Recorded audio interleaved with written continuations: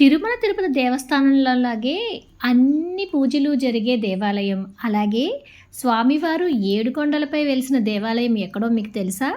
ఈరోజు ఆ దేవాలయం ఎక్కడుందో నేను చెప్పబోతున్నాను.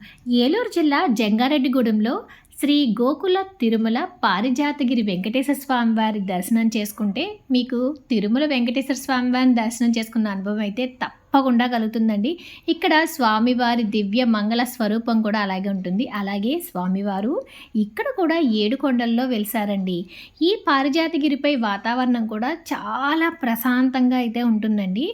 ఇక్కడ ఒక సాధువుకి స్వామివారు నేను 7 కొండల్లో వెలిసాను, అక్కడ నాకు గుడి కట్టించింది అని చెప్పారట. అలాగే ఆ సాధువుని ఎతగ్గా అక్కడ 7 కొండలపై ఒక శిలాఫలకంపై స్వామివారి పాదముద్రలు కనిపిస్తే అక్కడే స్వామివారి విగ్రహాన్ని నెలకొల్పి పూజలు చేస్తున్నారట. ఇక్కడ స్వామివారికి ఏ మొక్కు మొక్కుకున్నా వెంటనే తీరిపోతుందంటండి. అలాగే పైన అద్దాల మండపం ఉంది, అదైతే చూడడానికి చాలా చాలా బాగుంటుంది. అద్దాల మండపం నుంచి బయటికి గనుక వ్యూ చూస్తే పైనుంచి ఊరంతా చాలా అందంగా కనిపిస్తుంది. వాతావరణం అంతా కూడా చాలా ప్రశాంతంగా ఉంటుంది. ఈ గుడికి సంబంధించిన ఫుల్ వీడియో అయితే నేను అప్లోడ్ చేశాను. ఆ లింక్ని స్క్రీన్ పైన ఇస్తాను. తప్పకుండా అయితే చూడండి. Like, share, subscribe. Thank you for watching.